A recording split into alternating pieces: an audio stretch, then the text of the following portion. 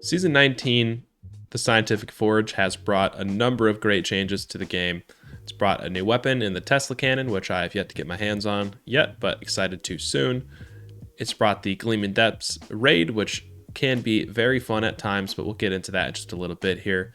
Some pretty sweeping changes to the metas and how enemies' health works, how damage works, AP cost reduction to heavy weapons pretty much across the board. And those have kind of quickly taken over as the new meta.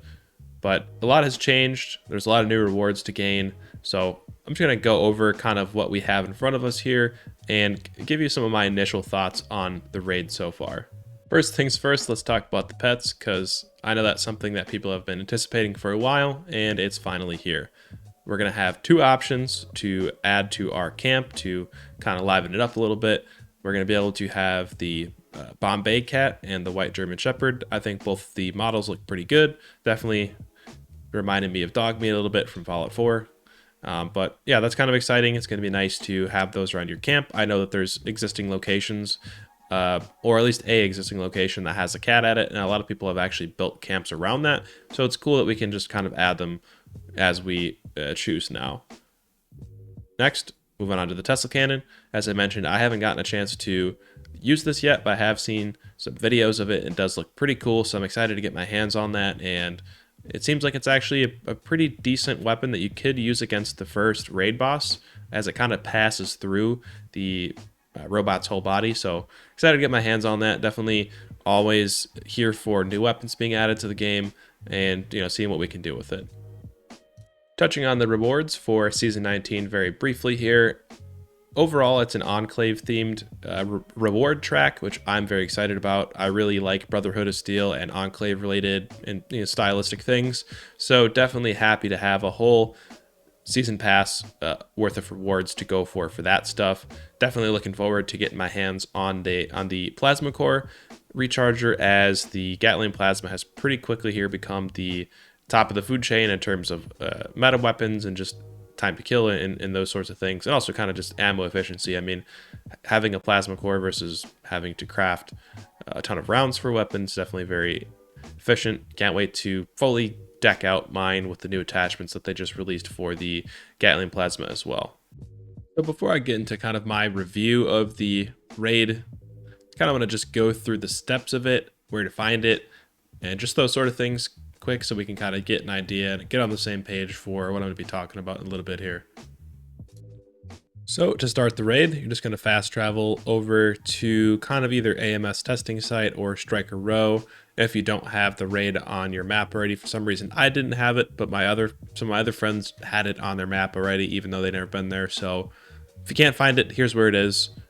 You just kind of have to come here and walk into the cave/raid area, and it'll go ahead and start for you. Definitely recommend making a raid team or joining one as well. So you've already been seeing me working on the first objective here, or the first stage of the raid, which is fighting the EN06 Guardian. Pretty cool enemy, actually. Has various types of attacks it can use against you, and you need to essentially take down its shield generator to start doing some big damage to it, but it does take bleed damage from the shield generator to its actual overall health. Definitely easier to do with 4 people. Anchor Turtle actually just came out with a video today on how to kind of take it down the fastest. Definitely check out that video if you haven't seen it. I'll leave that in the description. But essentially, this is kind of the first boss. You just have to whittle away its health down and make sure to duck away into the little blast shelters anytime it overheats, to prevent yourself from kind of insta-dying. But that's the first objective. Moving on to the next one. This next objective is kind of a funny one, honestly. You have to run around through these mines/halls and collect gas canisters to put in and fill the drill. And you have to avoid the ultrasite titans. The ultra magnetic, I don't know, something mole miners. They will insta kill you if they even touch you once.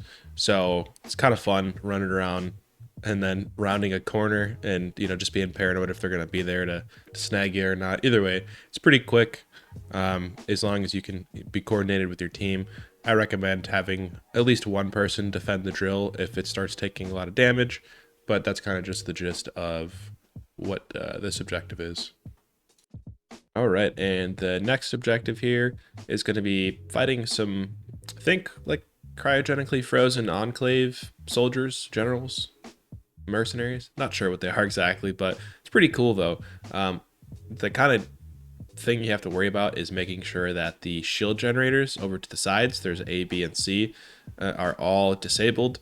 There will be some enclave eye bots, or at least they look like eye bots. They're called repair bots that will fly around and repair the generators. So you need to make sure that you're taking those out and keeping the generators down. Otherwise, it won't let you do any damage to the enclave soldiers. Nothing too crazy here. You just gotta keep whittling away at their health and making sure the generators are staying offline. Next objective here, there's going to be a number of ultragenic creatures and mill miners and stuff that spawn in here, and the only way to do damage to them is by breaking these green crystals here, or ultracite crystals, not exactly sure what they are, kryptonite if you will, but you have to shoot those and explode them and it'll do damage to all the creatures. Definitely want to make sure you're kind of hoarding the enemies together like if you were playing COD Zombies, and then shooting the crystal when the horde is near it, because if you run out of crystals, then the raid is not, or not the raid, this stage of the raid will have to be reset, as there's no other way to do damage to the creatures. And the final boss for the raid is going to be the Ultracite Terror, the big old glowing snake. Essentially, what you're going to want to do is target the eyes, which is the weak spot of this. Definitely going to want to be using VATS for this. I can't imagine how long this would take if you weren't using VATS to target that weak spot, so definitely be doing that. Key things to look out for: every once in a while it will kind of bring its tail up out of the ultracite lava, and it gives you a little bit of time to do damage to the tail before it will come down on the arena, and the arena will actually shrink over time if you let the tail kind of be. It'll slap down on the arena and it'll break off a piece of the playable area, so you need to be keep an eye out for that. The snake will also shoot acid that you have to try and avoid while that's on the ground, and it also has an attack that pushes you back, so definitely helpful to be running a jetpack so you don't accidentally fall off the edge. That happened quite a few times to me and my friends while we were running the raid. Here's just a quick look at the reward screen. After each stage, you'll get this reward screen. I don't know if every single reward that you could get from the raid is possible to get from each stage. I think some of them may be locked to the final boss or certain levels. I'm unsure of that. But each stage you'll get these sort of rewards. You can get mods, plans, actual legendary gear, up to 4 stars, gear, treasury notes, legendary modules. You just get a ton of stuff. Although the raid is a ton of fun, I was unfortunately running into some issues, so I'm just going to cover a few of those right now, starting with this example of me crashing before even getting into the raid. It actually happened to me quite a few times. Might get curb stomped on that. We'll see. Yeah, as long as we stay coordinated. Oh, I just crashed. Oh, and Claude said no. Well, so far we lasted negative seconds in the raid as a duo. I think my game is crashed. Bro. Oh, yeah. I finally figured out. I died. And the game just said no. Yeah. You still dying. Alright, so did you fully crashed, you said? Yeah, I fully crashed. Okay. Oh, did you crash? Did you crash? Yeah, I crashed. Oh my god. Creators, okay, it is. Nice. Yeah, there's a lot of good builds out there. Oh no, I just crashed, bro. No. We finally got it going. Our teammate crashed because he rejoined the server. The jolly guy. Yeah. He crashed. That's tough. Oh, tough. He almost killed it too, I'm pretty sure. Yeah, so we've now attempted this how many times? And every single time at least one person has crashed. Still can't damage him. And yeah, it's bugged. It's bugged. So as you can see, fair share of crashing issues. I mean, it was to the point where at least one of us, or one of the people on our team, was crashing at almost every stage of the raid. So if Bethesda could really work on stabilizing this raid, it takes quite a bit of time to get through these, or it can at least. So, to go through almost getting a raid done and then just crashing a bunch of times can be a little frustrating. And then, as you can see there, we ran into this glitch where we had all three of the shield generators fully disabled and destroyed, and we made sure that none of the repair bots were there, and they weren't. Everything was down, and the Enclave soldiers were just not taking any damage, so we had to quit the raid. So stuff like that can be a little frustrating when you are spending a lot of time and a lot of your in-game resources to try and get this stuff done. So hopefully that can get addressed soon, because the raids are a ton of fun when they're working. It's just I have been running into some issues. So that's gonna kind of do it for the video for me. Definitely worth giving it a shot. Definitely recommend doing that as a team. It's pretty difficult to do by yourself.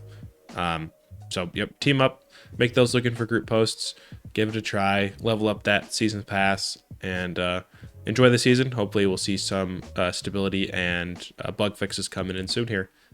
That'll do it for the video, and I'll catch you guys in the next one.